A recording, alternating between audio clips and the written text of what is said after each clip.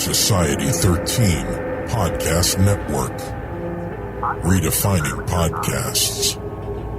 Society-13.com. I like to listen.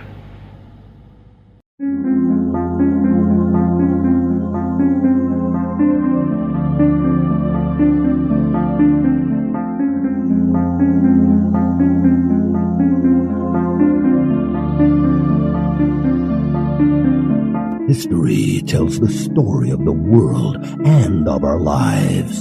Sometimes that history goes bump in the night.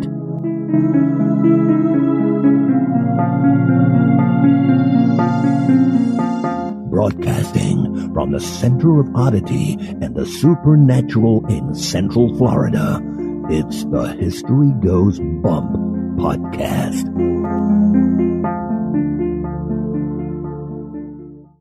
Hello, you spooktacular people. Welcome to this 150th episode of the History Goes Bump podcast. Ghost Tours for the Theater of the Mind. I am your host, Diane. And this is Denise. And on this episode, we are going to the Wild West, one of our favorite places to go. We're going to be bringing you the St. James Hotel, and our listener, Richard Cutshall, is going to be joining us in a bit to share his experience of staying in the hotel and also some haunting things that happened to him and his wife. Before we get into that, we'd love to have you check out our website, historygoesbump.com. And Denise, if people want to send us feedback, where can they do that? They can do that at historygoesbump@gmail.com. We got an email from Cindy Fellow. She's the one who told us about the skull, the Native American skull that they had in their office. Do you remember? Oh, I do remember And we'd that. said, I wonder if they had any haunting experiences go on with that. She said, about the Native American skull in our office safe, yes, we did have a few odd things happen at our office, but never associated it with the skull. Until now. There was a typewriter in the superintendent's office that would start typing all by itself. It would type XS at the most random times when no one was even near it. It was checked and they could never figure out why it would do it. We also kept having a bad smell close to where the safe was. We thought maybe we had a dead animal under the building and our maintenance guys checked for it and found nothing. The smell lasted for weeks. Love the show. I've tried other shows and keep going back to History Goes Bump. If you ever come to California, I'd love to show you a few haunted local places. We're heading to Portland, Oregon next week as my daughter lives in Oregon, and I'm hoping to stay at McMenamin's Chapel Pub.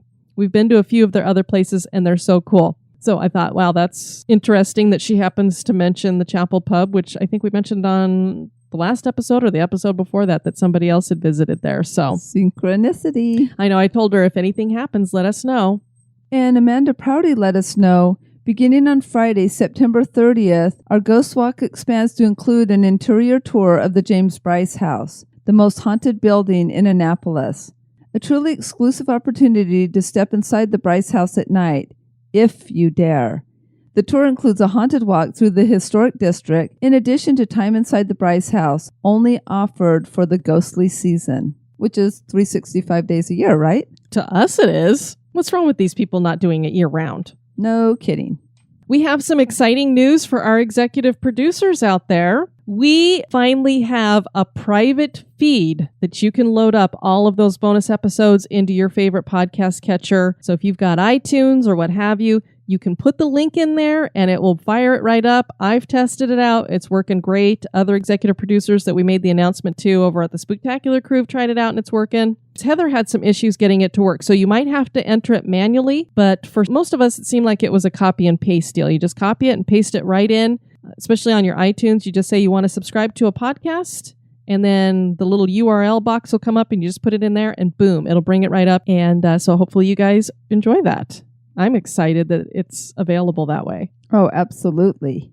Also, I know we have a lot of people who are into steampunk. Obviously, I am, for anybody who's gotten to know me through this show. Did you see Rhonda Borgen had posted a picture on the Spooktacular Crew of a Dr. Pepper bottle with a label that was steampunk? I did see that. I have got to find one of those somewhere.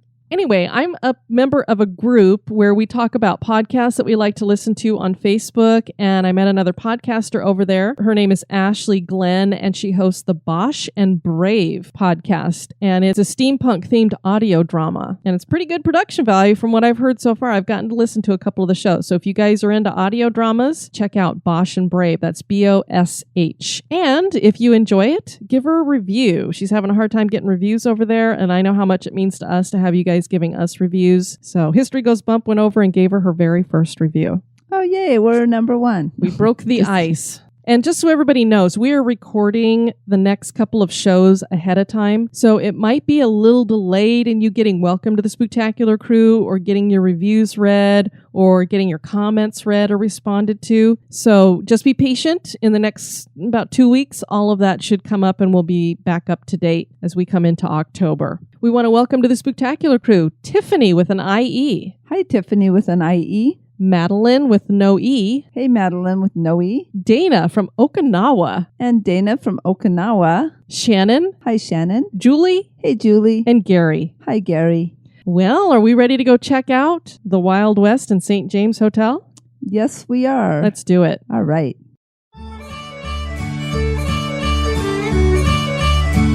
History Goes Bump is entirely listener supported. Become an executive producer for as little as $1 a month. Get listed on the website and invited to exclusive virtual meetups. For $5 a month, you get that and exclusive bonus content like the Haunted True Crime bonus cast. For $10 and above a month, you'll get all that plus awesome History Goes Bump gear. Check out patreon.com/historygoesbump, or you can support us via PayPal. Click the Support the Show tab at historygoesbump.com for more information.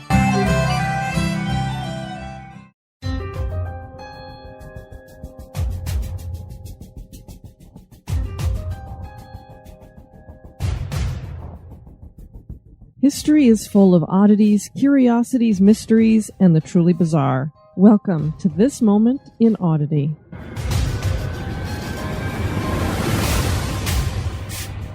This moment in Oddity was suggested by Jill Phenix.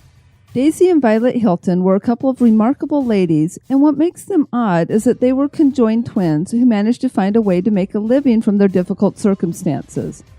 The twins were not identical, and they became fused to each other at the base of their spines in vitro.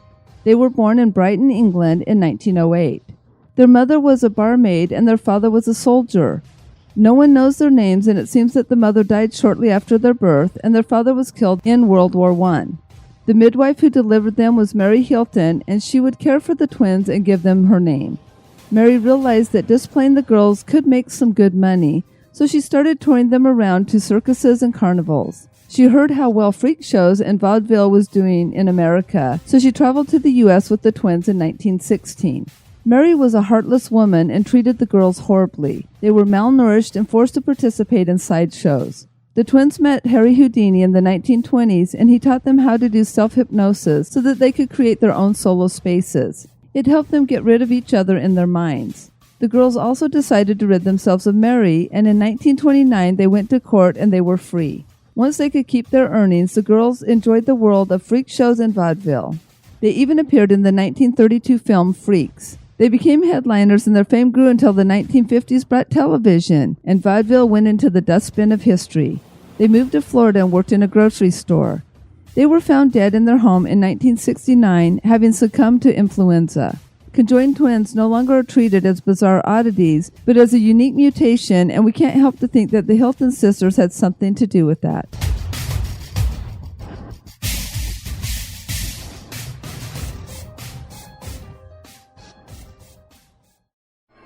Turn out the lights. The party's just getting started.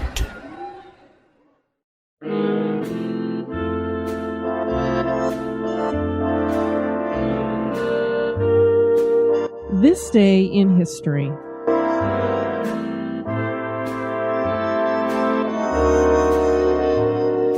On this day, September 21st, in 1765, the Beast of Gévaudan was killed by Antoine de Beauterne.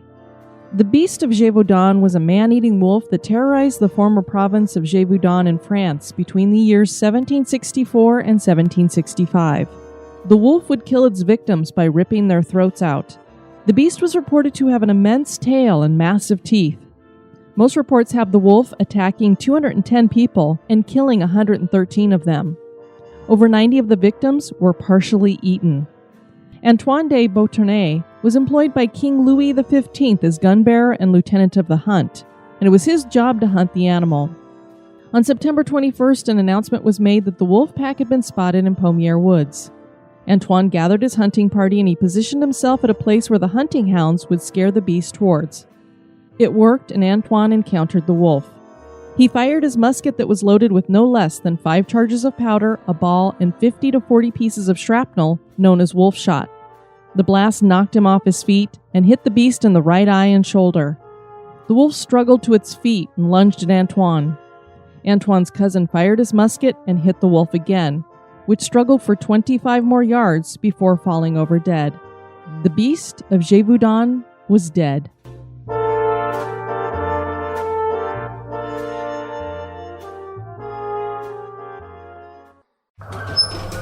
Hello, this is Victoria from victoriaslift.com. When I'm not taking those who must choose their destiny for a ride on the lift, I'm listening to History Goes Bump podcast. History isn't boring, it's terrifying. The past remains with us, and so do its spirits. Can you hear them calling? They want you to know their stories. Listen now to their voices and the truth from the past. When one thinks of the Old West in America, cowboys and Native Americans, along with all the varieties of gunslingers from sheriffs to outlaws, come to mind. It was a time when a man could die in the streets with his boots on or at the poker table holding the dead man's hand, a pair of aces and a pair of eights, all black. Cimarron, New Mexico was in the middle of all this, and the St. James Hotel built there in 1872 exudes the faded Wild West. This was a wild town that played host to a veritable who's who of the Old West gunmen, lawmen, gangs, and famous performers like Buffalo Bill Cody. The hotel itself was witness to at least 26 deaths. And now the hotel seems to be playing host to the spirits. The hotel is reputed to be quite haunted, with at least 7 identified spirits. Our listener, Richard, has stayed there and hunted for some of these ghosts. Join us as we share the history and hauntings of the St. James Hotel. There are many buildings and markers in Cimarron, New Mexico that reflect upon the town's heyday during the Old West days of the 1800s. Cimarron was originally home to the Native American tribes of the Ute, Jicarilla Apache, and Anasazi. The town sits along the Cimarron River, and before it was established, it was a place along the mountain route of the Santa Fe Trail, which was established to avoid confrontations with the tribes in the area. A fur trapper named Lucien B. Maxwell came to northern New Mexico and stayed at a ranch there, where he fell in love with one of the owner's 6 daughters. He eventually married her and inherited the ranch and built a mansion on the land. He built the Aztec Mill nearby. This area that would later become Cimarron and several other towns was known as the Maxwell Land Grant. It incorporated a total of 1.7 million acres. In 1870, Maxwell sold the land grant to a group of English financiers. Such a large holding is hard to keep squatters off of, and by 1873, a range war known as the Colfax County War had broken out between Maxwell and squatters. It would continue until 1888. Henry Lambert is the man who built the St. James Hotel, and pinning down details on him is difficult as there are many differing opinions and accounts on his life. Most agree that he was born in October of 1838 in Nantes, France, and moved to Bordeaux as a child. He came to the United States in 1858 and joined the Northern Navy during the Civil War. Some accounts have him working as a steward, and then he was employed by Ulysses S. Grant as a field cook. This employment lasted for 1 month, according to some reports. President Lincoln heard about Lambert's cooking either from General Grant or through the grapevine, and he became the White House chef for Abraham Lincoln. But there is no official record that Lambert was a White House chef. There is a story that he owned a restaurant in the area. Perhaps he cooked for the president, but not in an official capacity. The family passed down the story and the hotel maintains it, so maybe it is true. There's just no official proof. Yeah, I looked all over, and the White House is pretty meticulous about their records, and his name does not appear anywhere in there, but it is a story that everybody tells. So it could be maybe he was only employed for a short period of time, I'm not sure, but I couldn't find any proof for it. One thing is for sure, he was cooking for certain people in that area. Henry named the hotel after himself and called it the Lambert Inn. It opened in 1872 and the saloon became a big draw. Fur traders, miners, cowboys, and explorers visited the saloon on their travel down the Santa Fe Trail. Bar fights were a regular occurrence in this rough-and-tumble place, and there are claims that as many as 26 people lost their lives in the saloon in shootouts. The reputation for violence sparked expressions around town like, "It appears Lambert had himself another man for breakfast." Henry added rooms in 1880 and fashioned them in such a way that the Lambert Inn came to be known as one of the most elegant hotels west of the Mississippi.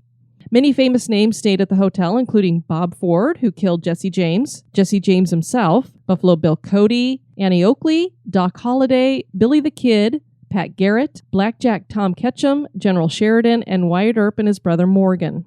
Yeah, so if there's any doubt that this is noted as a Wild West kind of place, just look at that list of who's who's. That's enough. I'm surprised it remained standing with all those characters in there.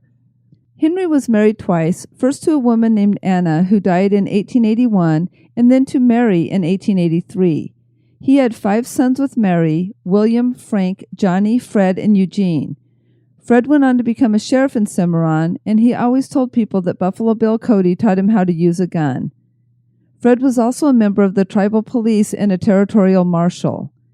Cody even gave Fred the nickname Cyclone Dick because he was born during a blizzard and he became his godfather. Cody loved Cimarron and he loved staying at the hotel. He met Annie Oakley at the hotel and invited her to join him in performing the Wild West show. When the two took the show on the road, an entire village of Native Americans from the area joined them. So I thought that was a fun fact about that hotel. That's where Annie Oakley and Buffalo Bill Cody met each other. Right, and then anybody who knows their history at all knows that show was very, very, very popular across the U.S.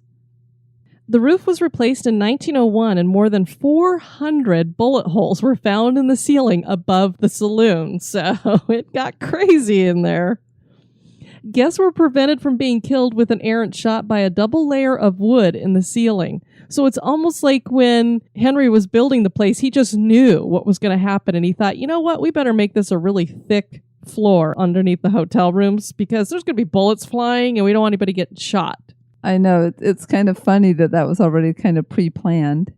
There are still 22 bullet holes in the ceiling of the dining room to this day. The hotel did really well while the Santa Fe Trail was being used, but when the railroad came through, the trail died, and soon the precious minerals that brought miners also dried up. The population moved out of Cimarron. Henry died in 1913, and his sons tried to maintain the hotel.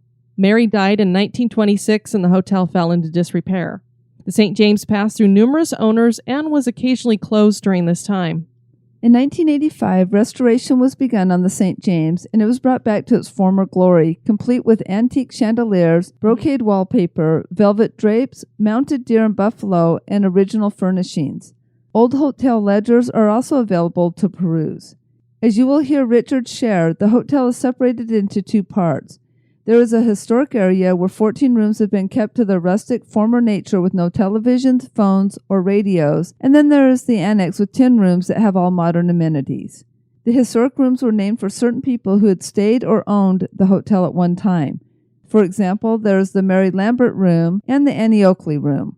The old saloon is now the dining room, and the original antique bar is still there. The St. James hotel staff are not shy about their ghosts, as you will hear from Richard. The sightings and reports are numerous about the ghosts at this location, and it is considered one of the most haunted places in New Mexico. There are at least 7 identified ghosts here.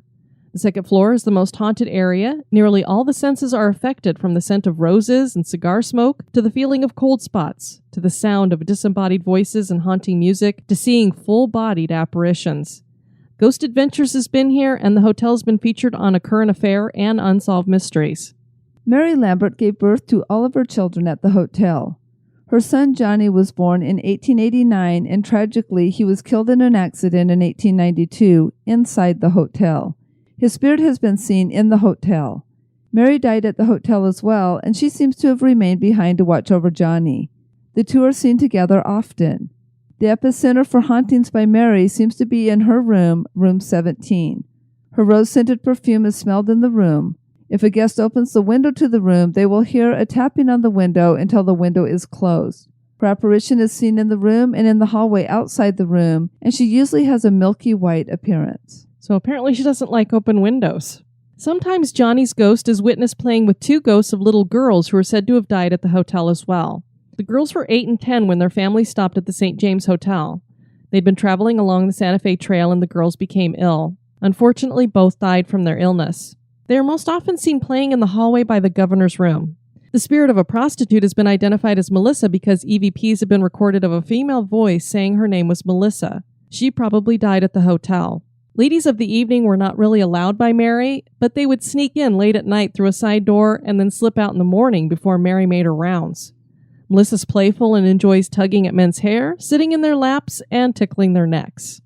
I wonder if that's one of the reasons Mary does not like open windows or like ways that prostitutes could come in. Perhaps, because I can't imagine too much would get by her, so she probably knew these girls were coming in and out. And that kind of reminds me when we've watched old movies that's how girls did sneak in and out of men's rooms when they were like in all-women boarding houses. The other thing I wonder is that, do we know how little Johnny died? It said an accident in the hotel. I couldn't find anything that said exactly what it was. So my thoughts, and this is again just speculation, is that possibly he fell out of a window because it was an accident and he was small. So if he fell out of a window, then it would make sense of why his mother would not want open windows in the house. That's a really interesting thought because I can't figure out why else you'd be upset about an open window, because generally spirits I would think would like open windows because it's access maybe. Exactly. So yeah, interesting. Or she's trying to keep other things from coming in because I already have enough in there. Yeah, I don't know. So any of you all who tempt the spirits, if you're there, ask Mary because I'm not gonna. There's a room at the hotel that is so haunted and by such a negative entity that no one is allowed to rent the room. The room is actually padlocked. That is room 18, and it was a room that was rented by a Thomas James Wright, who was known as TJ, on March 31st, 1882. And Richard is going to get into the thoughts on how TJ came to die. And now his angry spirit has remained in room 18. TJ's ghost has violently pushed and shoved people, including an owner who decided to put the padlock on the room. She claimed to see an angry orange ball of light in the upper corner of the room once also. None of the staff is brave enough to enter the room to clean it, and the room is staged as though a gambling, drinking cowboy is still in the room. When guests were allowed in the room, they would report seeing a cowboy popping up in the window, and one couple told a security guard a cowboy ghost was rocking, watching, and grinning at us. Another peculiar entity may not be a ghost at all. This thing is called the imp or little imp. He's a dwarf-like man who is very mischievous. He moves objects around and likes to take things and then return them later. He laughs at the staff and plays tricks on them as well. Other unknown entities are here, and some think that spirits come and go because of the nearby Santa Fe Trail. It seems to be some kind of energy highway. Kind of reminds me of us talking about water that goes by, that being an energy byway, crossroads, ley lines. It's like all these little lines that become important seem to carry energy for some reason. These spirits knock things off the check-in area, pictures fall off of walls, lights flick on and off, and cold spots are felt. Cameras malfunction often inside the hotel.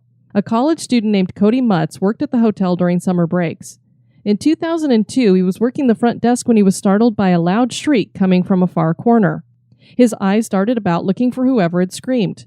There was no one in that corner, and guests on the other side of the lobby seemed to have not heard the noise. Weird. Creepy.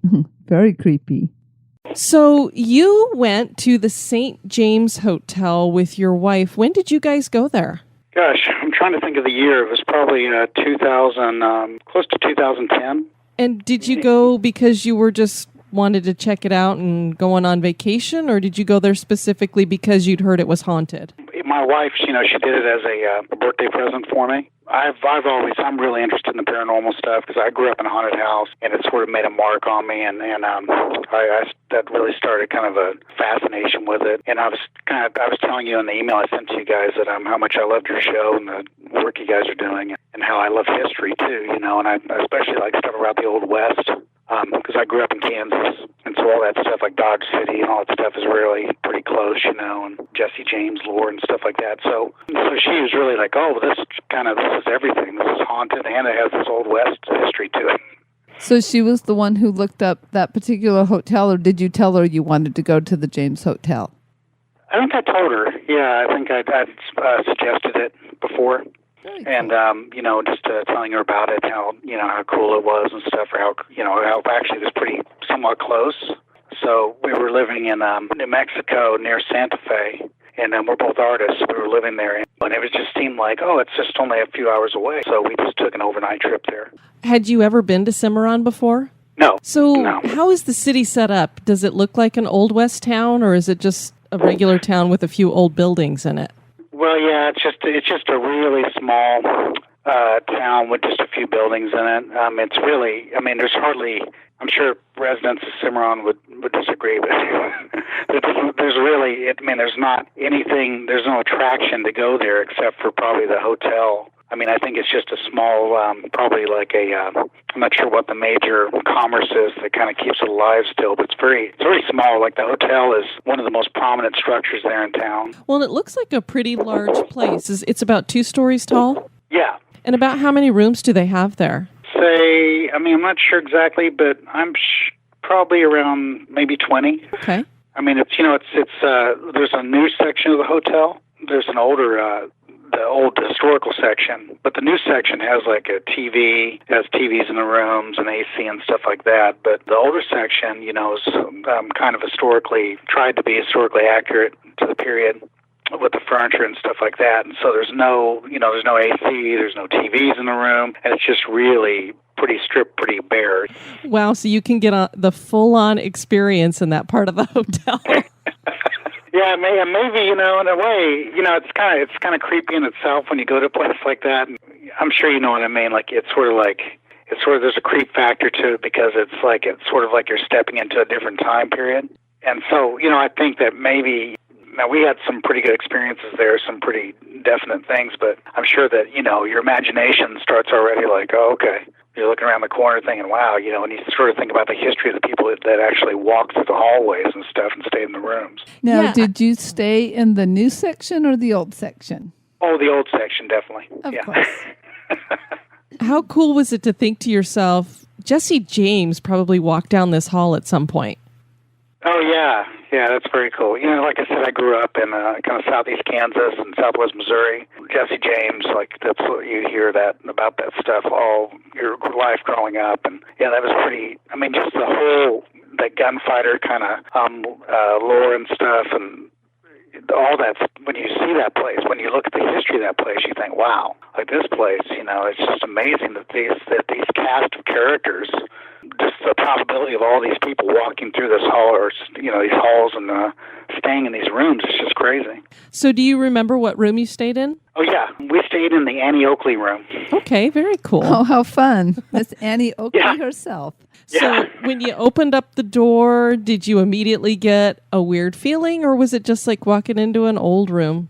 Yeah, I know online you can see some photos of the interior as you walk in. Like it's very, like I said, very period stuff, and there's a lot of these. There's like a huge, I think a buffalo head, like all these different taxidermied animals. It just has this.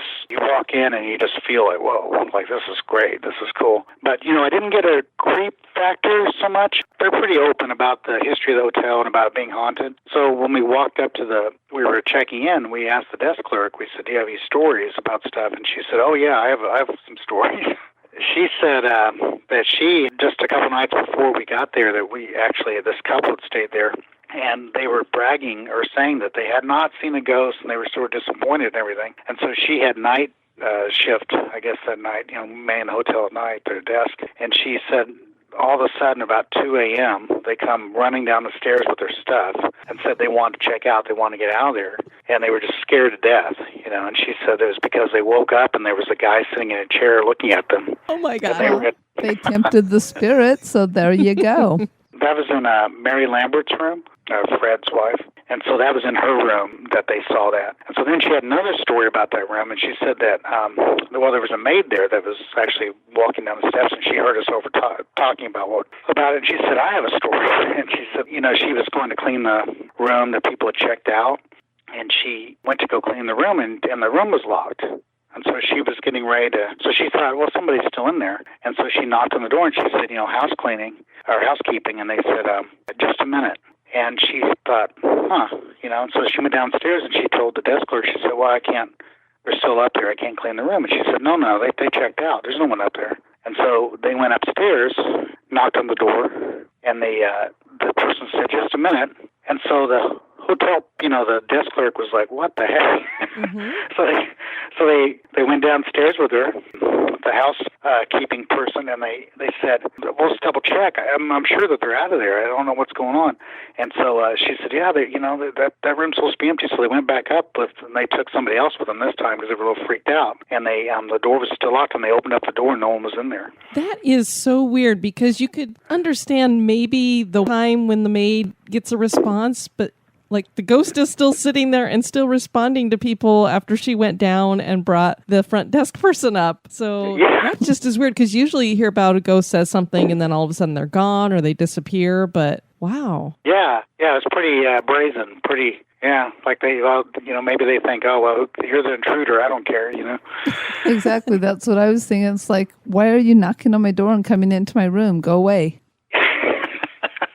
So that was the first, as we first got in there, that was the first thing that they, it was kind of cool because there were 2 stories just right off the bat. And then they have this old saloon that's, as you walk off the main entry point, you can go into the saloon. And it's just, again, like a really incredible experience, just historically speaking. Just you see this great old saloon that's pretty, the 10 type ceilings and the big long wooden bar and just this really great saloon, just the feel of it. That was a really cool, just that part. As you walk in, you just immediately get this experience of like, wow, this is really going to be great. It does sound great. So now you specifically set out to try to catch some haunting type stuff like EVPs and stuff. Is that right? Yeah, like I said, I grew up in a haunted house, and I've had a lot of paranormal experiences, and I remember you guys on one of your shows saying that, you were telling people about how you didn't really, the idea of stirring up ghosts wasn't something you were into and stuff, and I kind of agree with the same philosophy. Like, I have a pretty good, healthy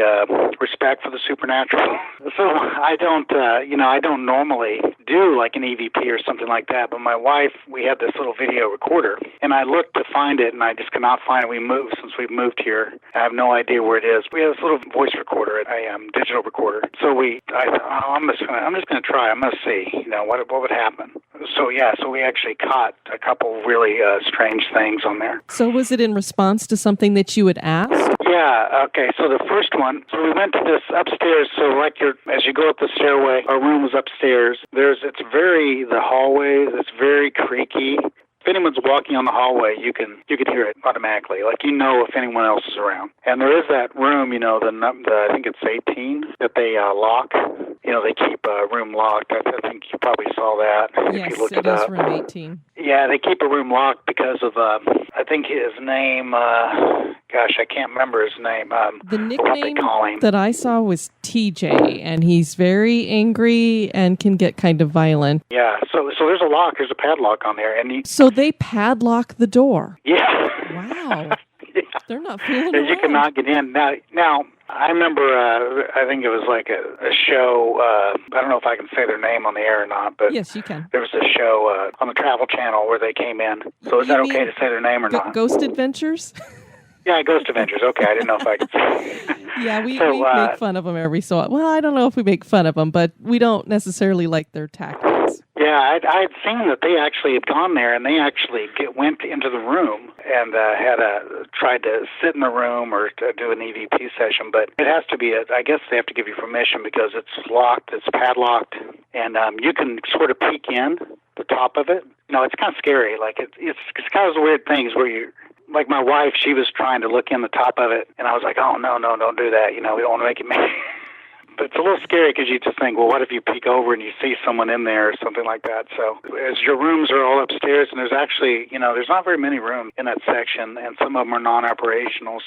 But there's another room. It's called the poker room. It's where I guess they used to have poker games. And what's weird about that room is that's the room that supposedly TJ. Like he basically he was shot in the back after he won the hotel in a game or something, and then he was trying to go back to his room, and then somebody shot him in the back. Supposedly the story is, and he died in that entryway to his room. And that where he actually came from, the poker room is still there. They have like a little poker game kind of set up. Huh. We thought, oh, this might be a cool place to ask some questions and try to see if we can get an EVP. Mm-hmm. So we were asking just like your sort of normal fare, I guess you would say, like, what's your name, and is there someone here with us? You know, can you give us a sign of your presence or something? So we have the EVP or the recorder in our hand, and we're listening, trying to be very quiet, and we heard this very audible, like it wasn't one of those EVPs where you you play it back and you think, oh wow, I heard something. I didn't hear anything at the time. Like it was actually very audible behind us. So you and heard I'll try it. to see if I can. You heard it with your own reproduce ears. the sound. So we asked the question, and then we just heard this. If anyone's here, can you give us a sign? And you heard this. That's a heck of a Now, sign. Was this before or after you stayed the night? This was before we were the stay in the night, and it was so freaky that literally.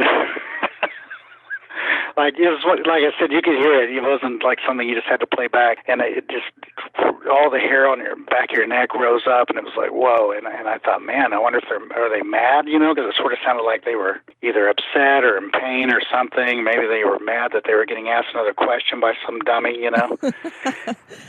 Did you feel the breath at all on the back of your neck? No, it was loud. And it was definitely, like I said, I've had a lot of things happen. I've seen apparitions and stuff like that, and this was enough that it really spooked me, like it really scared me. Well, that is saying something. If you've seen full-bodied apparitions and this spooked you, and your wife heard it too, is that correct? Well, yeah. And So we both looked at each other, and we just got out of the room and went back into our room and sat down for a minute and talked about it. It was a pretty freaky experience. I can imagine. So the second one, okay, unbelievably, we worked up the courage to go back in and ask another question later. Oh, no. Tempting.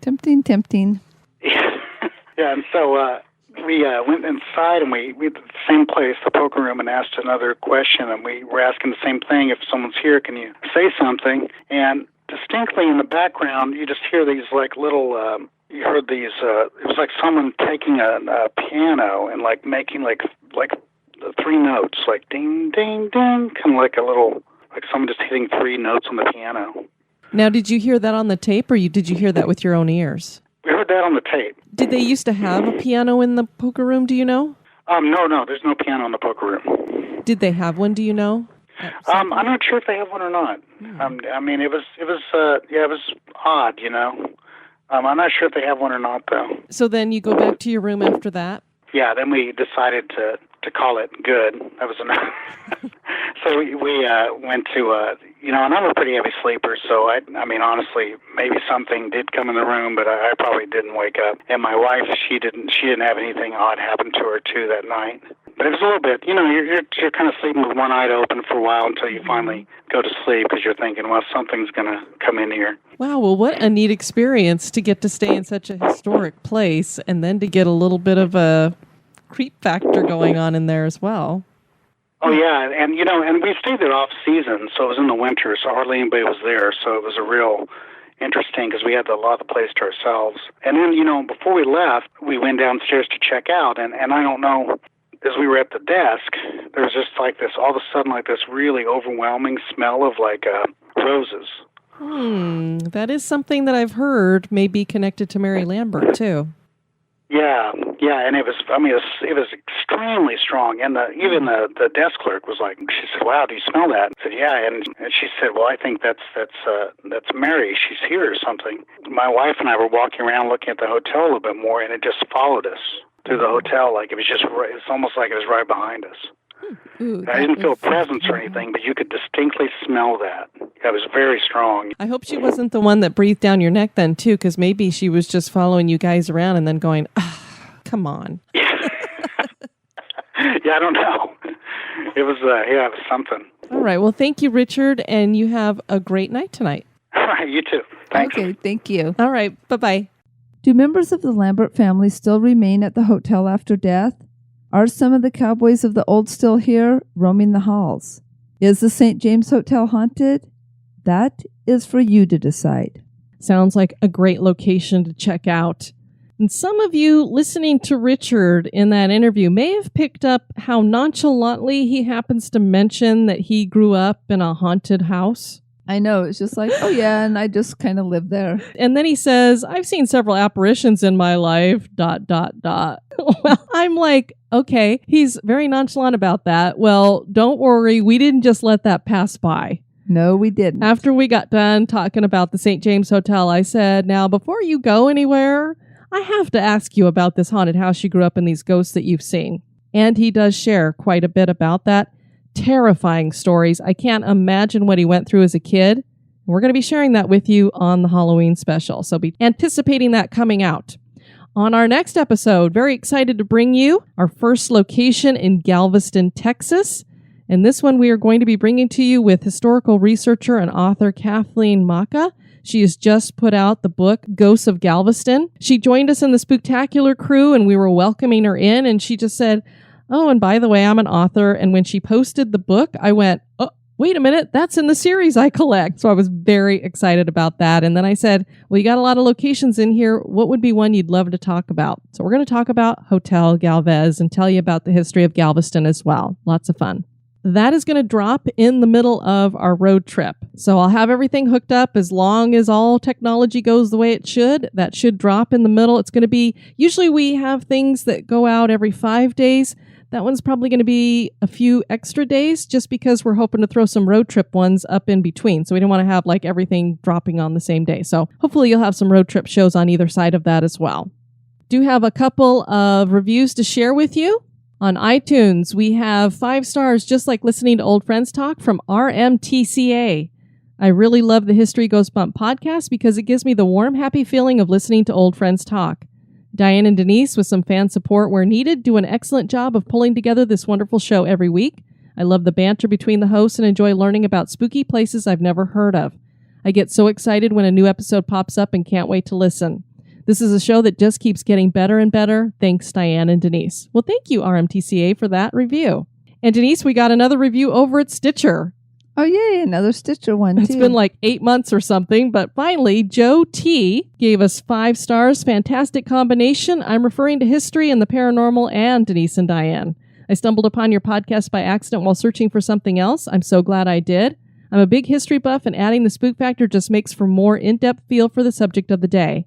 I immediately began binge listening, and by the time I caught up, there was no turning back.